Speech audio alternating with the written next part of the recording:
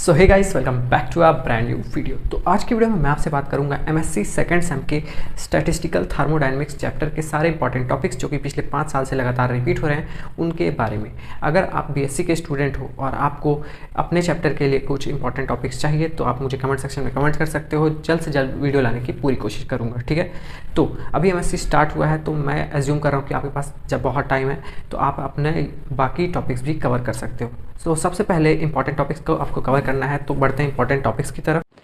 तो सबसे पहले बात कर लेता हूं मैं कि ये टॉपिक्स कितने बार रिपीट हैं। आप यहाँ पे देख सकते हो ये 3 टॉपिक हैं, ठीक है। ये पिछले 4 साल रिपीट हुए हैं 5 साल में से, ठीक है, लगातार वो भी। तो 5 साल में से 4 साल रिपीट होना छोटी बात नहीं होती है। तो मतलब ये टॉपिक्स की आने की प्रोबेबिलिटी ज़्यादा है एग्जाम में, अभी अपकमिंग एग्जाम में। तो सबसे पहले आपको करना है partition function and its significance. Exam में डायरेक्ट क्वेश्चन आया है, explain partition function and its significance. उसके बाद आया है what is assembles and its various types, ठीक है। तो ये आपको अच्छे से कर लेना है, शॉर्ट नोट बना लेना है, एकदम फुल डिटेल नोट्स बना लेना है, क्योंकि ये 10 नंबर के आते हैं। 8 से 10 नंबर तक के ये टॉपिक्स आ रहे हैं, ठीक है। उसके बाद है ये जो थर्ड हमारा अंडरडॉग क्वेश्चन था, मतलब कि ये लग नहीं रहा था कि ये रिपीट होगा, पर मैंने जैसे क्वेश्चन पेपर एनालाइज किया पिछले 5 साल में से, तब मुझे पता चला कि Einstein equation for specific heat of solid at low temperature वाला जो क्वेश्चन है वो पिछले 4 बार रिपीट हुआ है 5 साल में से, ठीक है। 4 साल रिपीट हो चुका है 5 साल में से, मतलब बड़ी बात है। उसके बाद Fermi Dirac statistics and its significance करना है, ये तीनों आपको करने हैं। फिर ये देखो यहाँ से ये 3 साल रिपीट हुआ है 5 साल में से, और ये भी expression for rotational partition function for diatomic molecule, ये भी 3 साल रिपीट हुआ है 5 साल में से। तो अगर आप पार्टीशन फंक्शन अच्छे से कर लोगे ना तो आपका ये टॉपिक भी कवर हो जाएगा। पर अगर आपको सिर्फ रोटेशन फंक्शन करना है तो वो भी आप कर सकते हो, क्योंकि अगर आप सोच रहे हो कि पार्टीशन फंक्शन बहुत बड़ा हो जाएगा, मैं इतना सारा नहीं कर सकता या नहीं कर सकती कवर एक ही बार में, तो आप इसको पहले कर लो, ठीक है, ताकि आपका कुछ तो तैयार हो ही जाए पार्टीशन फंक्शन में। फिर आपका ये बाकी बचा रहेगा तो आसान पड़ेगा। तो पार्टीशन फंक्शन में बहुत सारे तरह के रहते हैं टाइप्स, ठीक है।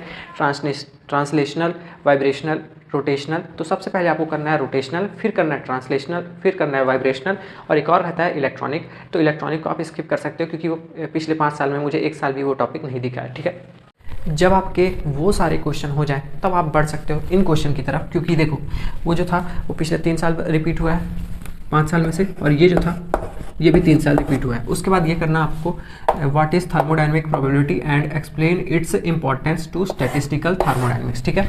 ये वाला भी आप कर सकते हो, पर वो सबको करने के बाद उसके बाद यहाँ से चालू हो जाते हैं कम प्रोबेबिलिटी वाले। ये पिछले 2 साल में रिपीट हुए हैं, 5 साल में से 2 साल रिपीट हुए हैं। स्टैटिकल वेट फैक्टर, ठीक है, या फिर जी फैक्टर किसको बोलते हैं ये आपको पता रहना चाहिए। यहाँ पे आए हैं न्यूमेरिकल, पार्टीशन फंक्शन से रिलेटेड न्यूमेरिकल, जो कि आए हैं ट्रांसलेशनल और रोटेशनल से, ठीक है। तो आपको सिर्फ ट्रांसलेशनल और रोटेशनल में फोकस करना है। पार्टीशन फंक्शन के न्यूमेरिकल आपको करना है, ये क्योंकि ये पिछले 2 साल आया है 5 साल में से, ठीक है। न्यूमेरिकल करके जाना। उसके आपको अच्छे से करना है ट्रांसलेशनल पार्टीशन फंक्शन। अगर आपका वो सब टॉपिक हो गया, मतलब आपको in short partition function in depth पढ़ना पड़ेगा स्टैटिस्टिकल्स थर्मोडायनेमिक्स के लिए, ठीक है। तब आपको बहुत सारा तैयार हो जाएगा, मतलब 10 से 12 नंबर आराम से तैयार हो जाएगा आपका वो यूनिट का। फिर लास्ट में आप पढ़ सकते हो मैक्सवेल बोल्ट्जमैन वेलोसिटी डिस्ट्रीब्यूशन क्या होता है, ठीक है। उसके बाद एक और क्वेश्चन आया था परम्यूटेशन एंड कॉम्बिनेशन से, या एक और आया था what is permutation explain brief, ठीक है, ये ऑप्शनल रख सकते हो। और एक और रिलेशन आया था relation between probability and entropy, ठीक है। तो वो मैंने नहीं लिखा क्योंकि मुझे वो इतना इंपॉर्टेंट नहीं लगा, मुझे जो इंपॉर्टेंट लगा मैंने वो लिख दिया है, ठीक है।